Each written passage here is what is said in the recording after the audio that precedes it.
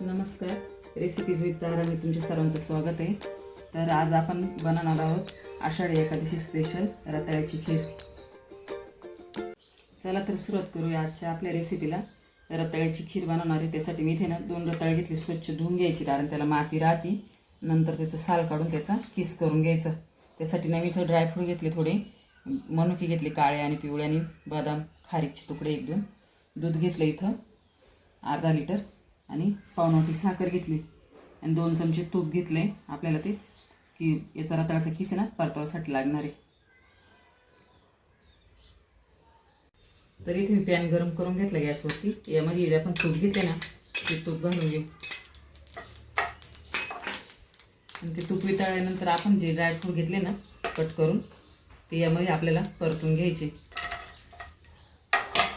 ये ना थोडी परतून घेऊ आपण 2-1 मिनिटं. ड्रायफ्रूट परतून झालं, त्यामध्ये आपण हा किसून घेतलेला रताळे ना यामध्ये परतून घेऊ. 2-1 मिनिटं आपल्याला ना हे तुपावरती शिजून घ्यायचे किसलेले रताळे. अशा प्रकारे आपल्याला हे रताळे असं परतून घ्यायचे. त्याचा कलर चेंज झाला तुम्ही बघू शकता. एकदम सोपी रेसिपी आणि 10 मिनिटात होणारी अशी झटपट रेसिपी. आता त्यामध्ये आपण दूध घेतलेले ना हे टाकून घ्यायचे,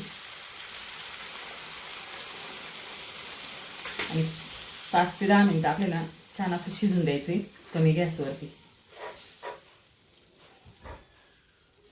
10 मिनिटं ना आपण ही रताळी ना शिजून घेतल्याचं, म्हणजे किस हा रताळ्याचा एकदम दाटसर अशी तुम्ही बघू शकता खीर तयार झाली. आता यामध्ये आपण साखर घालून घेऊ. साखर तुमच्या आवडीनुसार, तुम्हाला किती गोड पाहिजे त्यानुसार टाकायची. आणि वेलची पावडर ही सगळ्यात शेवटीच टाकायची, मग तिचं ना स्वाद राहतो वेलचीचा. आता ना फक्त 5 मिनिटं उकळून घेऊ आपण. आपली खीर तयार झालेली आहे आता, आणि आपण एका बाउलमध्ये सर्व करून घेऊ.